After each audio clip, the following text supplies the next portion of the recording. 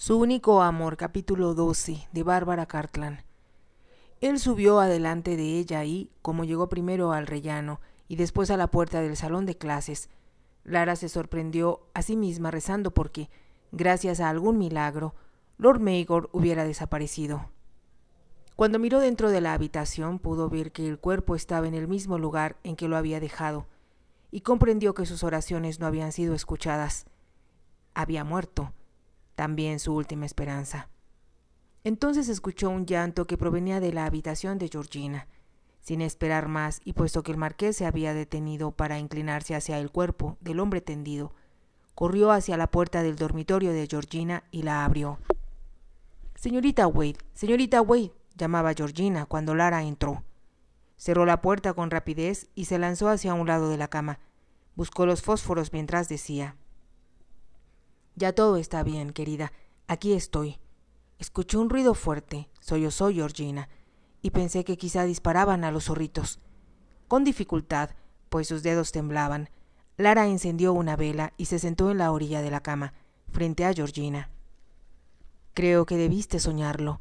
Afuera está demasiado oscuro para que los guardabosques puedan dispararle a nadie a esta hora de la noche. Llamé y llamé, pero usted no venía», le reprochó Georgina. «Lo siento, querida, lo siento, pero no te escuché. Estaba asustada». «No hay nada de qué asustarse ahora que estoy contigo». «No, ahora no. Pero es horrible estar a oscuras y asustada». «Sí, lo sé. Así que voy a enseñarte una oración que me enseñó mi madre cuando era más pequeña que tú y que quiero que repitas si alguna vez te sientes asustada en la noche. Es una oración mágica. A mí siempre me pareció mágica». La pequeña se acurrucó en la almohada y Lara le levantó la sábana hasta la barbilla. Entonces, con voz muy suave, dijo la plegaria que hasta tal punto formaba parte de su infancia, que casi podía escuchar la voz de su madre al enseñársela. «Ilumina nuestra oscuridad, te pedimos, Señor, y por tu gran misericordia defiéndenos de todos los peligros y amenazas de esta noche. Por el amor de tu único Hijo, nuestro Salvador, Jesucristo. Amén». Cuando terminó, los ojos de Georgina estaban casi cerrados y, mientras Lara esperaba, le dijo, adormilada: «Es mágica y siempre la diré». Se hizo el silencio y, después de unos cuantos segundos, Lara comprendió que la niña se había quedado dormida. Esperó hasta sentirse segura de que no la despertaría al moverse. Después apagó la vela y caminó de puntillas hacia la puerta, guiándose por la luz que provenía de afuera. Encontró vacío el salón de clases. No había señas del marqués y Lord Mayor ya no estaba en el piso. Supuso que el marqués lo había sacado, y la única evidencia que quedaba de su crimen era la pistola de duelo de su padre, que estaba sobre la mesa, donde la había dejado. La tomó, la llevó al dormitorio y la escondió en el fondo de su baúl. Mientras lo hacía se preguntó si la policía la dejaría irse a su casa hasta que se llevara a cabo el juicio, o si la enviarían a prisión enseguida.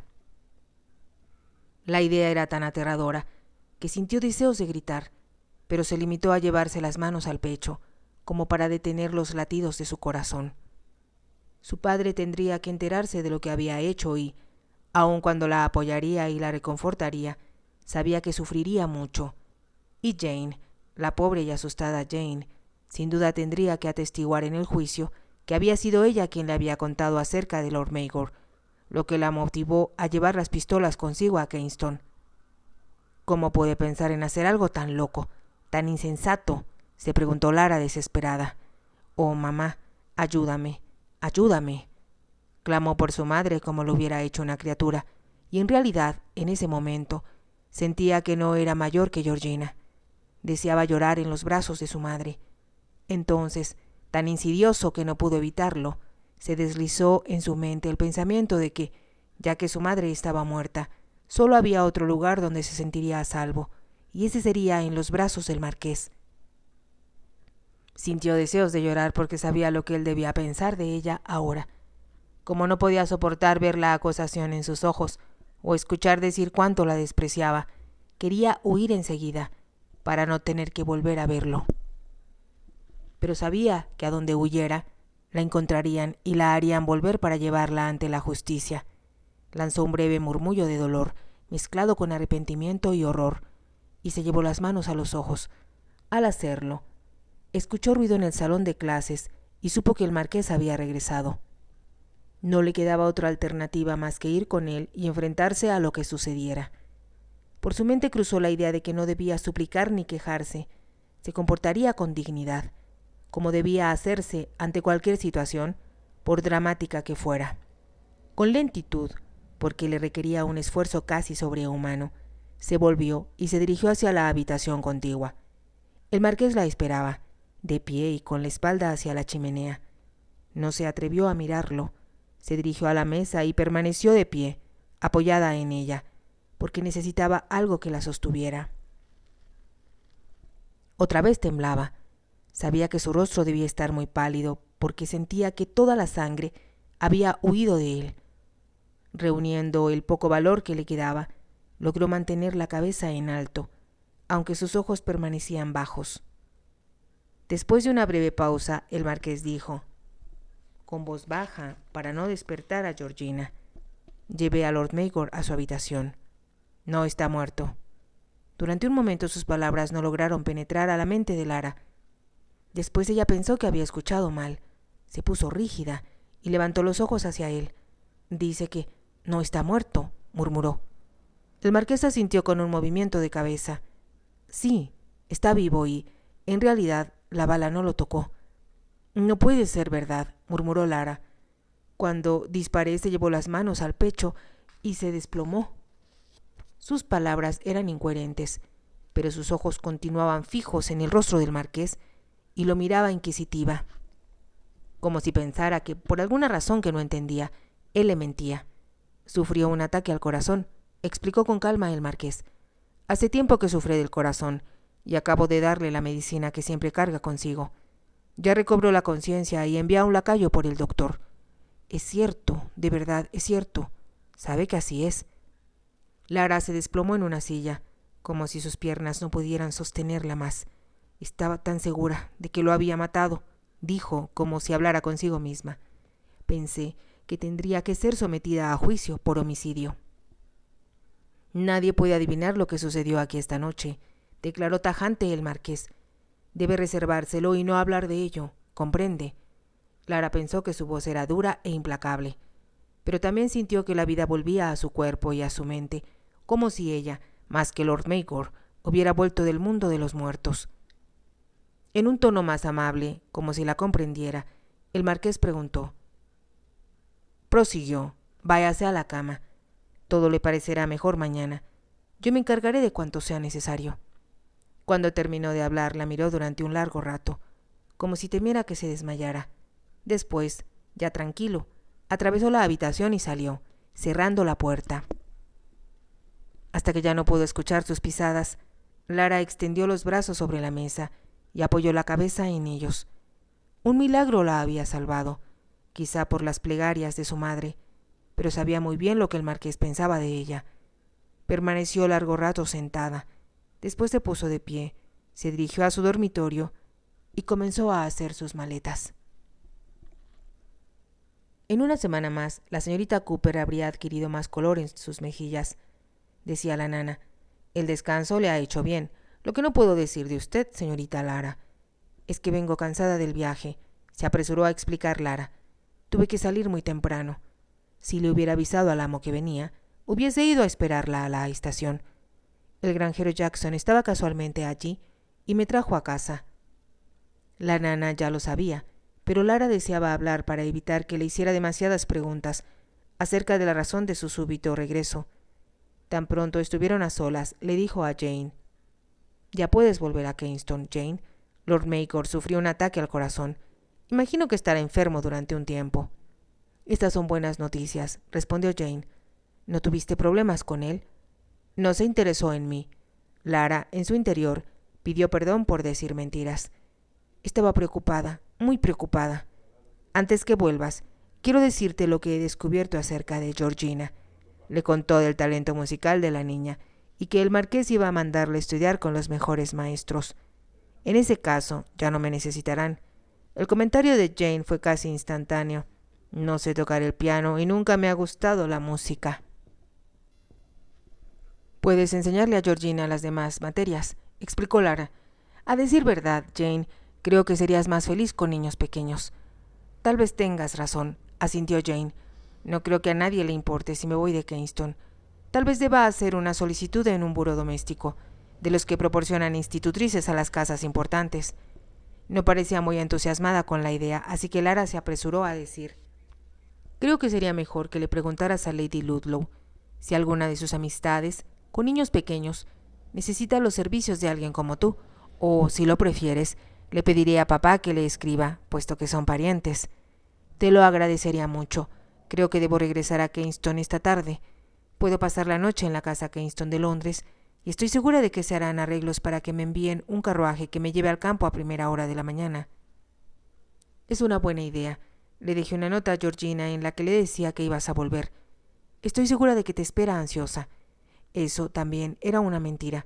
Estaba casi convencida de que Georgina la echaría mucho de menos a ella, sobre todo porque no había nadie más con quien pudiera montar a caballo, excepto los mozos de cuadra. Le había dejado dicho a la niña que volvía a su casa porque su padre la necesitaba con urgencia, y le pedía que fuera muy amable con la señorita Cooper, que apenas se reponía de su enfermedad. También le rogaba que le explicara a su tío que no había podido despedirse, porque debió partir muy temprano. Terminó su nota así: debes esforzarte mucho en tu música, queridita, porque sé que vas a llegar a ser muy, muy buena. Yo pensaré en ti y rezaré por ti. Cuando tengas tiempo, escríbeme y cuéntame todo lo que haces. Sabes que me gustaría recibir noticias tuyas. Mi amor, y que Dios te bendiga. Lara Wade. Cuando terminó de escribir su nota, la dejó afuera de la puerta de Georgina. Sabía que la nana la encontraría tan pronto bajara a despertarla por la mañana. Después se puso su ropa de viaje y esperó hasta escuchar la campana de la caballeriza, que tocaba a las 6 de la mañana. Había bajado la escalera y pedido al primer lacayo que vio, adormilado y en mangas de camisa, que fuera a la caballeriza a pedir un carruaje que la llevara a la estación. Cuando regresó le indicó que bajara su baúl. No había señales de los sirvientes de más edad, cuando un cuarto de hora más tarde se marchó de Kensington, y los jóvenes se limitaban a obedecer sus órdenes y no se mostraban curiosos de que se fuera. Todo resultó más fácil de lo que había esperado. Tomó un tren que llegó a la estación unos escasos 10 minutos después de que ella había bajado del coche. En Londres, sin embargo, tuvo que esperar un largo rato antes de poder tomar un tren que la llevara a la estación cercana a Little Fleetbury. Pero ya estaba en casa.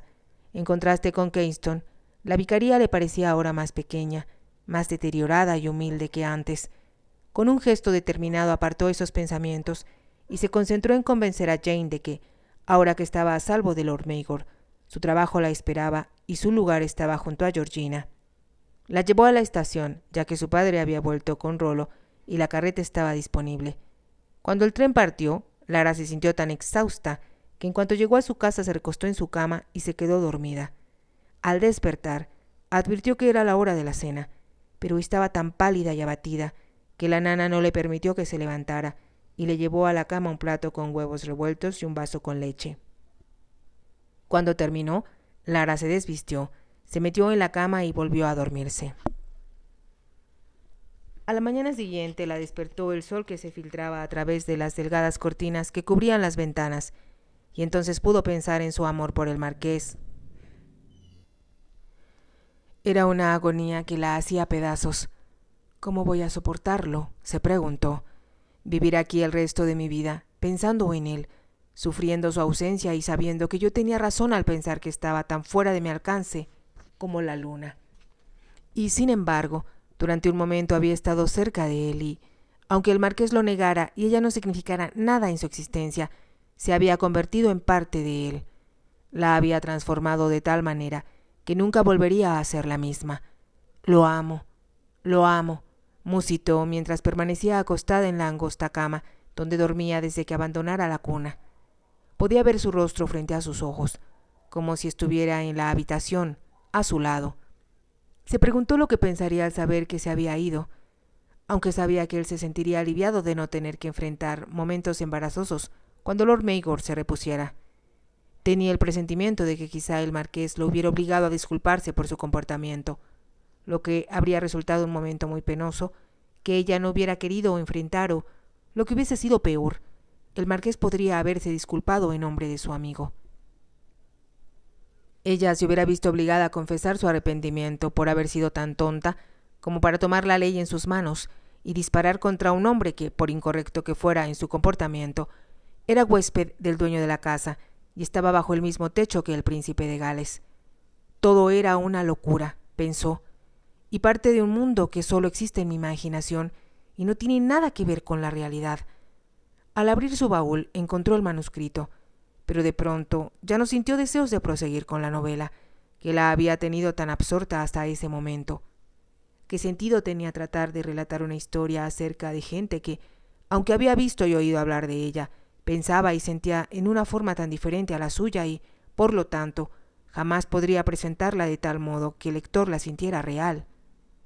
Escribiré un libro, se dijo, sobre la gente del campo, a quien conozco bien, y no acerca de la sociedad, con su extraño código de comportamiento, que me parece mejor que desconozcan los que están fuera de ese círculo tan especial.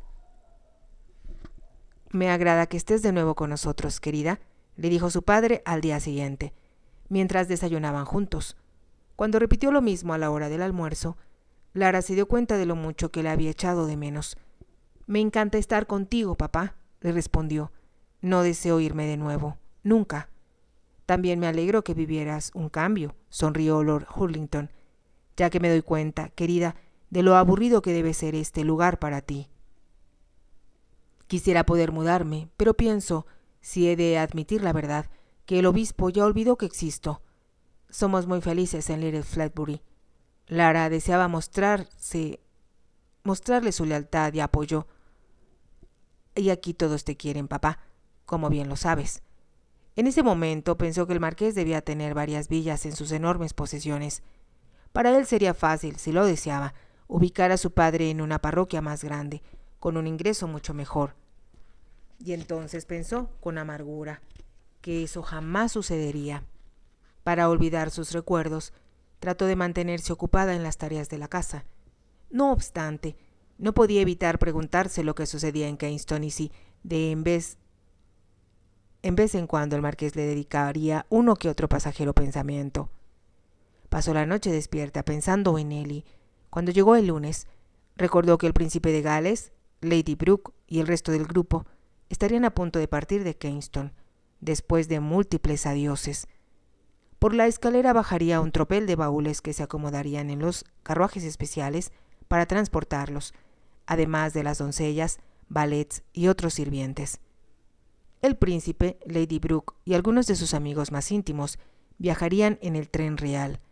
Se preguntó si el marqués iría con ellos o, quizá, porque deseaba montar a Black Knight o cualquier otro de sus extraordinarios caballos, permanecería en la casa hasta más tarde.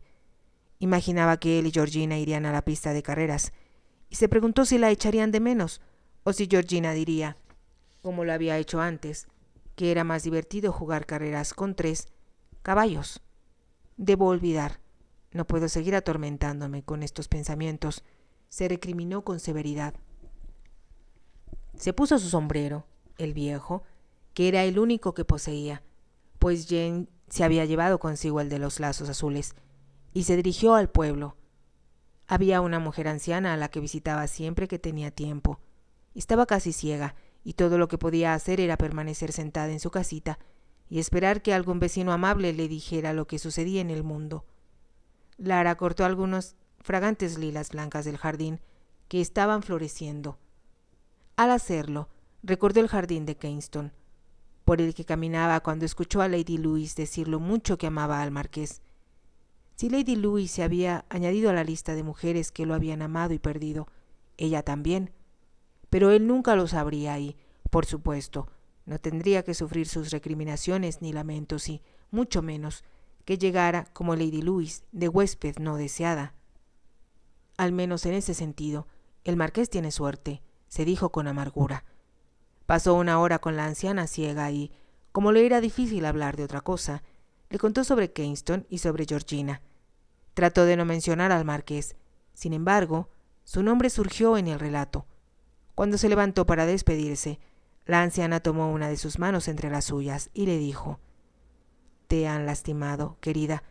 Puedo notarlo en tu voz. Rezaré para que todo salga bien para ti. Con frecuencia Dios atiende a mis plegarias. Estoy segura de que así es. Me encontrarás y sé que encontrarás la felicidad. Lo sé en mi corazón. Eres una buena muchacha y te pareces a tu madre. Nunca habrá una dama más fina y amable que ella». «Eso es verdad», contestó Lara, «y gracias por decir que me parezco a ella. Ella fue feliz, muy feliz con tu padre, y tú también lo serás. No olvides que yo te lo dije». «No lo olvidaré». Regresó por el polvoriento camino que serpenteaba entre las casitas y cruzaba el parque del pueblo antes que apareciera a la vista la silueta gris de piedra de la iglesia. Pero lo que a ella le parecía ver era el aterciopelado parque que se inclinaba hacia el arroyo, donde alguna vez habían pescado los monjes, los muros color de rosa de Kingston y el gran vestíbulo con techos de vigas donde había visto por vez primera al marqués. Si te ha gustado, te invito a que te suscribas, a que me regales un me gusta y actives la campanita para poder escuchar el final de esta historia. Gracias.